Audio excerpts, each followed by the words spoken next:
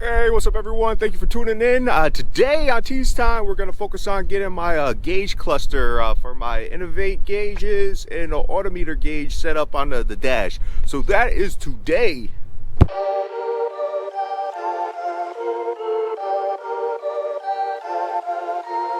Hey, what's up everyone? Welcome back to Tease Time. I'm TJ. Thank you for tuning in. Today, the sun is shining, the birds are chirping. You can smell spring in the air. So today we're going to start doing some woodworking. Make sure I got my keys and stuff. Some woodworking stuff to get the gauge cluster situated on the dash. So I just need to take some measurements, plot out the location, but we'll get at it right now. We're going to go inside, get in the cab, and get stuff situated, and we're going to make it happen today.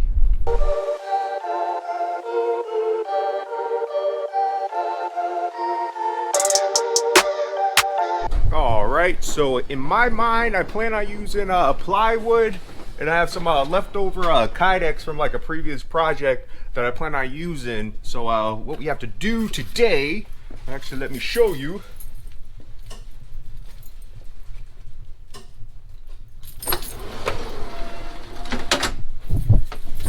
Get some light.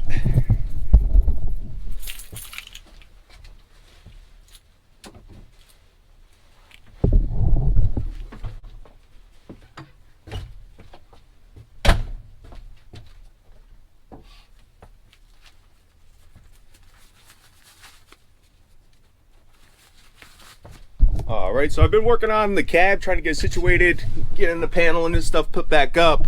But for right here, this is what I plan on putting my gauge cluster. So this is coming out, but I plan on using this monitor, repurposing this monitor here. It sits up in the corner over there. I'm gonna use that as the reverse camera. So I already went ahead and already found like all the wires. I already have this old monitor, this one right here. This is already disconnected. So I have to remove this and then just kind of figure out exactly where to build it. So I wanted to kind of sit like at an angle and kind of have like the same angle as like the cluster that's sitting right here. So we just have to figure that out, but I just need to remove this. And let me show you the gauges that I have, that I plan on using.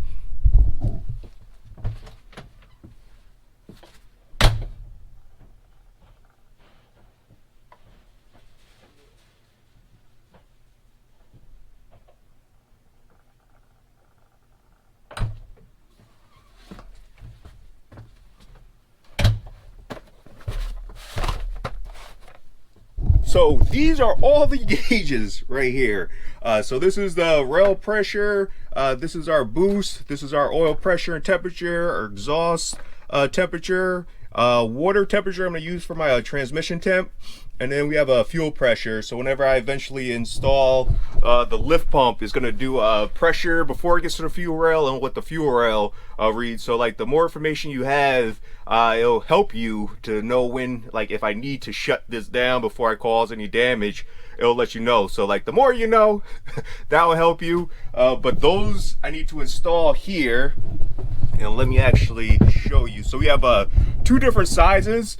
This is the only oddball one that I have. This is for the rail pressure. I couldn't find like a matching one for these. So this is a smaller one compared to what we have right here.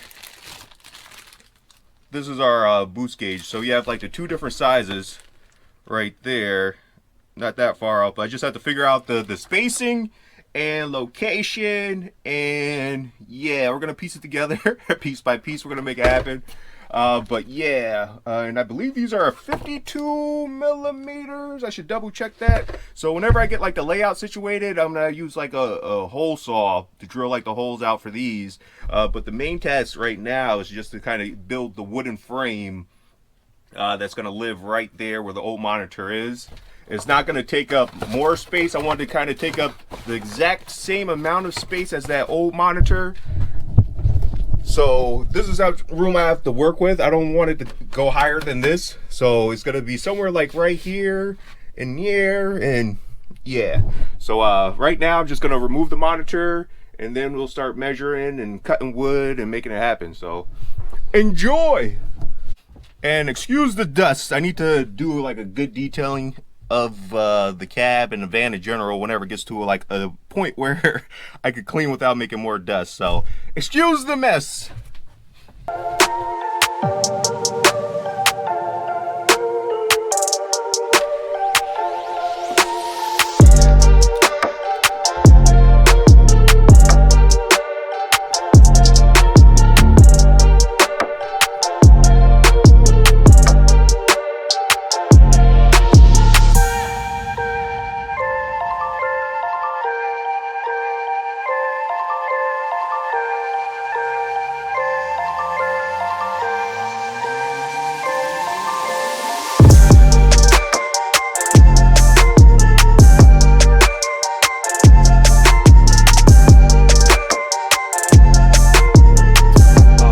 So what I was doing, I'm just trying to measure like height wise for obstruction of like view, and I don't want it to sit like too high, but I have to fit 2 rows of gauges.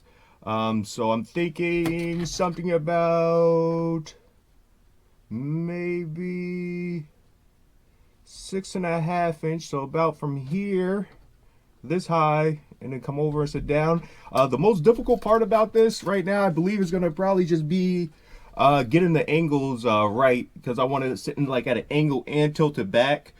So I think probably like the easiest way to do this would just do it piece by piece. So I'm gonna start on the outside piece and then like work my way over. It's kind of gonna be like a lopsided birdhouse maybe. I don't know. I'm gonna just figure it out as I do it. But for the wood that I'm using, it's about 1 inch thick. So I plan on having it sit like on this ledge. So already wise, like the height will be shorter on this versus the one piece that will be on this side. And then to get at the angle to sit like so, it kind of has to draw back a little bit, but then also sit flat on the top. So like the angles like I cut into it, I plan on trying to do like 45-degree angles, or I'm not sure if I just want to do them just like a square cut and just have like the angles. The square cut probably would be a lot easier. I think I'm probably just gonna do that, but I need to just start with the first piece. The first piece I'm gonna start with is this ledge right here. So let me get out the saw, the circular saw I believe I'm gonna use today. Yeah, that probably should be the only thing I really need. That, some wood glue, some screws of course, and some patience. So let's get situated outside and make this happen.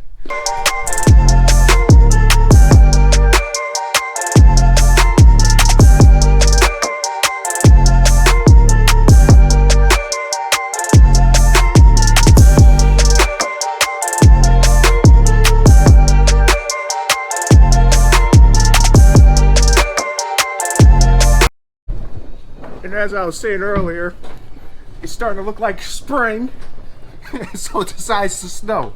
But we have the first piece cut. This is what I'm thinking. Like before I said, I was thinking about doing like straight cuts. But since I have like the round edge on the front, I'm gonna have to do like angle cuts, like 45-degree angles. So the first piece, thinking something like so.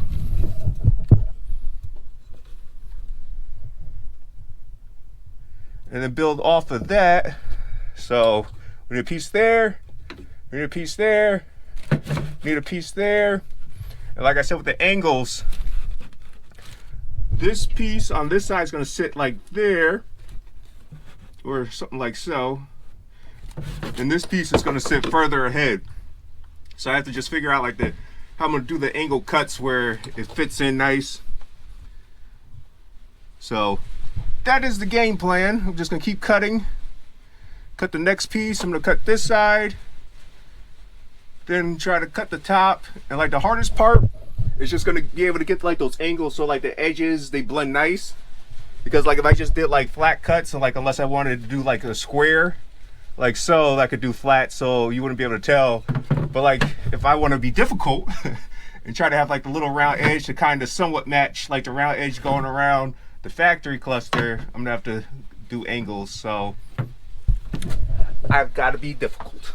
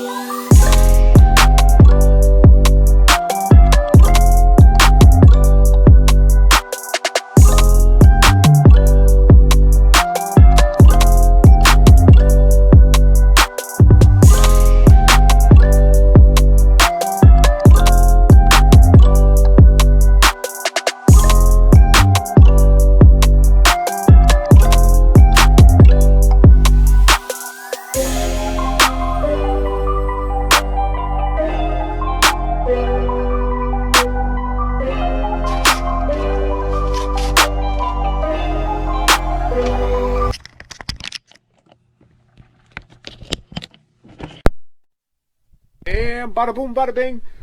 This first stage of the gauge cluster is complete. This is what we have right here.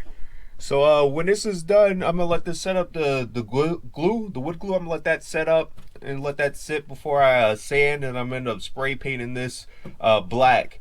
But before I cut out like the holes for the Kydex and stuff like that, I want to just let this set up, let that glue dry completely before I do anything.